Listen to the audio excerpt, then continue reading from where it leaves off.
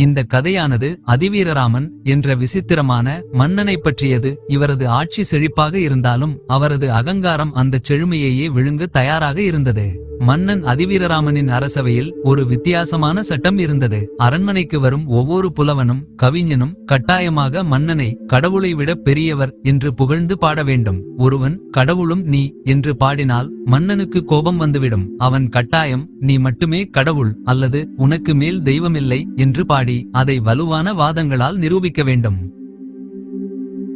அவ்வாறு நிரூபிக்கும் புலவர்களுக்கு மன்னன் தங்கத்தால் அலங்கரிக்கப்பட்ட யானைகள், வைரங்கள் பதித்த கிரீடங்கள், பொற்காசுகள் நிறைந்த குண்டான்கள் என பரிசுகளை அள்ளிக் கொடுப்பான். இந்த பரிசுகளை பெறும் ஆசையில் புலவர்கள் போட்டி போட்டுக்கொண்டு மன்னனை புகழ்ந்து பாட அவனது அகங்காரமோ விண்ணை தொட்டது.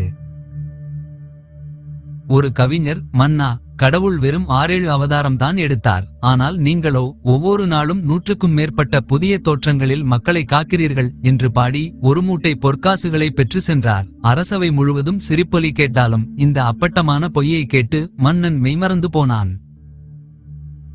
மன்னனின் இந்த கர்வம் அரசவைக்கு வெளியே உள்ள எளிய மக்களுக்கும் உண்மையான ஞானிகளுக்கும் ஒரு கேலிக்கூத்தாக இருந்தது. அப்படித்தான் ஞானசங்கரன் என்ற ஒரு இளம் புலவன் இந்த கதையை கேள்விப்பட்டான். அவன் வராகியின் தீவிர பக்தன். ஞானசங்கரனுக்கு வராகி அம்மன் மீதான பக்தி என்பது வெறும் பூஜை செய்வது மட்டும் அல்ல, அது தத்துவம் சார்ந்த ஆழ்ந்த நம்பிக்கை. வராகியை பற்றிய அவனது பார்வை, வராகியை அவன் பூமிக்கு அடியில் இருக்கும் ஆதார சக்தியாக பார்க்கிறான். அதாவது எல்லாவற்றையும் தாங்கி பிடிப்பவள், பூமியின் சக்தியாக விளங்குபவள் வராகி. வராகியின் வாகனமான பன்றி கர்வத்தை பிளந்து உண்மையை வெளிக்கொணரக்கூடியது. எனவே ஞானசங்கரனுக்கு தெரியும், வராகி தாயின் அருளால் அவன் பேசும் வார்த்தைகள் நிச்சயம் மன்னனின் கர்வத்தை கிழித்தெறிந்து அவனுக்கு புத்தி புகட்டும் என்று. வராகி படையுடன் இருக்கும்போது உலகில் எந்த சக்திக்கும் பயப்பட தேவையில்லை என்பது அவன் நம்பிக்கை. அதனால்தான் தங்கம், வைரம் என்று பரிசுகளை அள்ளிக் கொடுத்தாலும் ஒரு சாதாரண மனிதனாக இருந்தாலும் கடவுளை விடத்தான் பெரியவன் என்று நினைக்கும் மன்னனின் முன் அவன் தைரியமாக நின்றான். அவனுடைய இந்த பயமற்ற தன்மையே அவனது வராகி பக்தியின் வெளிப்பாடு.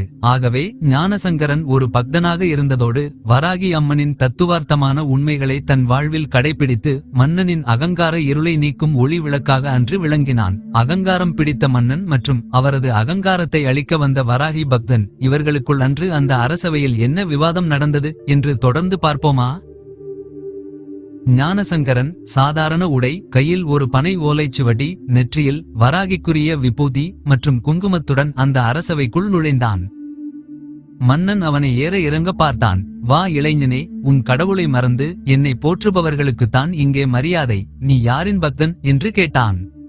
ஞானசங்கரன் சற்றும் தயங்காமல், மன்னாதிமன்னா, நான் ஒரு வராகித் தாயின் சிறிய பக்தன். அவள் காலடியில் இருக்கும் மண்ணுக்கு நான் சேவை செய்பவன் என்றான்.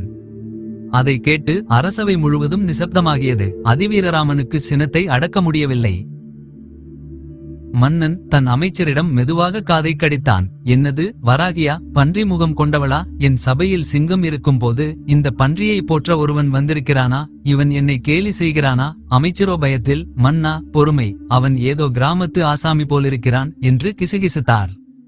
மன்னன் அதிகாரத்துடன், சரி, உன் கவித்திறமைக்கு ஒரு வாய்ப்பு தருகிறேன். கடவுள் என்பவர் பொய்த் தோற்றம் என்றும் உனது வராகியின் சக்தியை விட என் அதிகாரம் பல மடங்கு பெரியது என்றும் நீ நிரூபித்து கவிதை பாடினால் நீ கேட்டதை உனக்கு பரிசளிப்பேன் என்றான்.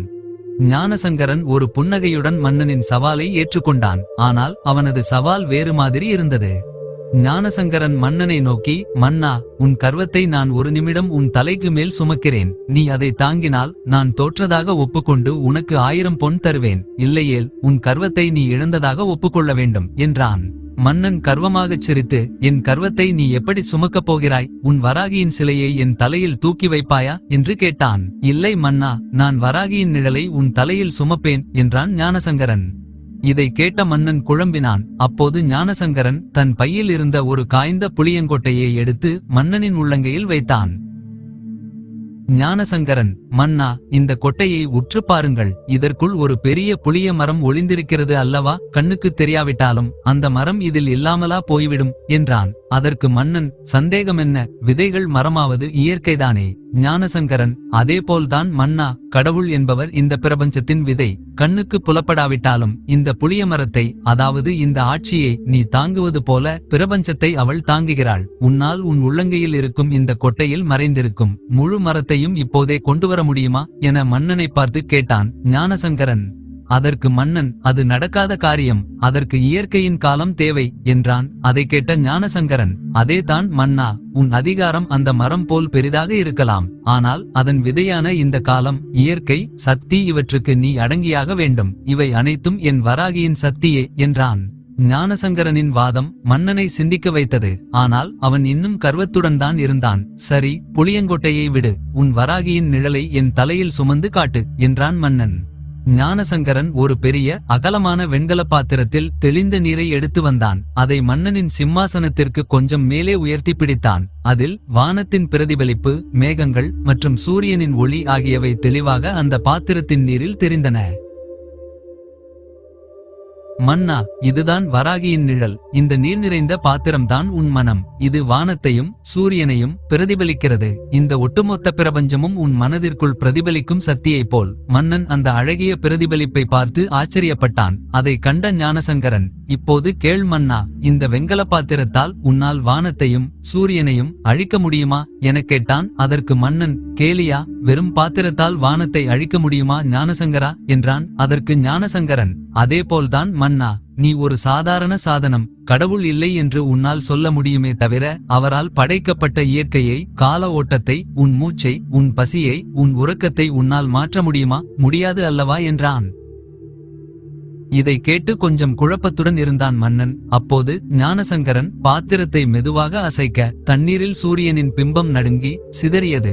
ஐயோ, சூரியன் சிதறிவிட்டானே என்று மன்னன் அலறினான். ஞானசங்கரன் சிரித்து, பயப்படாதீர்கள் மன்னா, அசைந்தது சூரியன் அல்ல, இந்த நீர் பாத்திரம். அதாவது உங்கள் மனதை அகங்காரம் அசைத்தால் உங்கள் கண்ணில் தெரியும் தெய்வீக உண்மை கூட சிதறி போகும். அமைதியாய் இருங்கள் மன்னா, அப்போதுதான் உண்மையை தெளிவாக பார்க்க முடியும் என்றான்.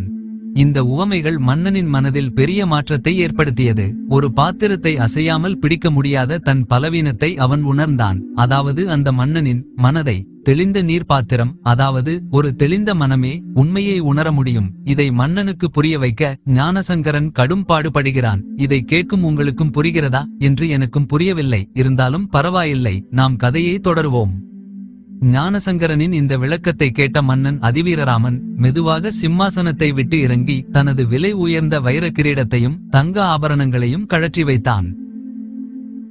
இப்போது மன்னனின் குரலில் கர்வத்துக்கு பதிலாக பணிவு, புலவரே, நான் வராகியின் நிழலை தாங்க தகுதியற்றவன். என் அகங்காரம் என் மனதை அசைத்துவிட்டது. நான் இத்தனை நாட்களாக என்னை புகழ்ந்தவர்களை பொன்னால் மூடினேன். ஆனால் உண்மையை பேசியவர்களை துரத்தினேன். இனி என் ஆட்சிக்கு தேவை அதிகாரம் அல்ல, பணிவு.